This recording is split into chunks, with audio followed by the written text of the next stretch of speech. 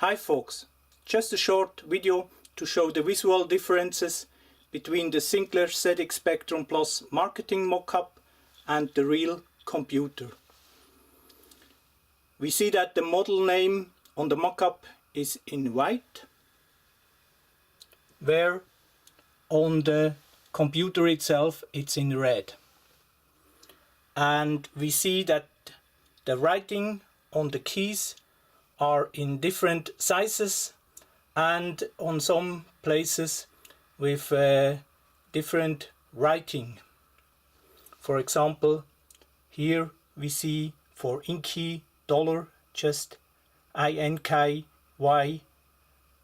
and the dollar sign, and on the production unit it's really INKY dollar.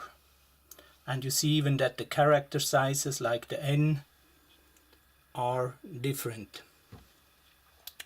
So from the top view, that are the most important differences between the handmade marketing mockup and the mass production computer.